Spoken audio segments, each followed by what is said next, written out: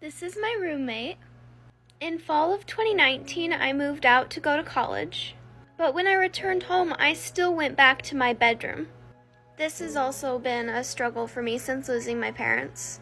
After I found out they were gone, I immediately went back home to drop off my cat, and I did stay there for 3 nights, but then I was no longer safe and able to stay there. For the first couple weeks, I stayed with my brother in the ICU, and I was able to stay at a relative's house. But after a couple months, it was made very clear to me that I was no longer going to be able to stay with this relative.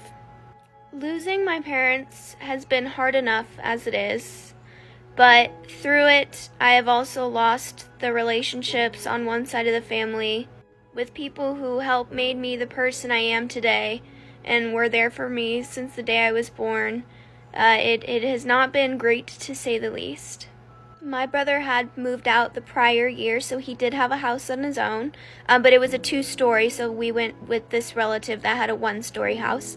But when he was able to, we both went and stayed at his house. And I am very grateful that when I do go home, he does let me stay at his house.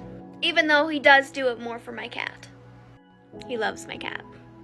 I don't want to be insensitive when I say this, because I have always had a bed to sleep in and a place to stay, but the home that I know was completed being built like 2 weeks before I was born, so that was my home.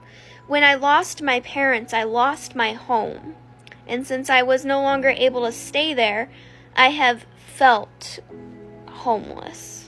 Because this place here that I'm at, this is not my home. This is temporary housing.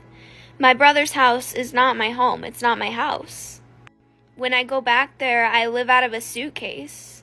When I found out they were gone, I immediately packed one suitcase, and that's what I lived out of for like 3 months when I was back on the other side of the state. One side of the family has stepped up and have been a tremendous support system. But this other side of the family, like I said, to say the least, it has not been kind at all.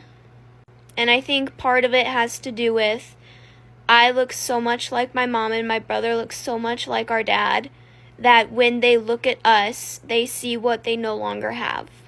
And they have become very bitter and angry.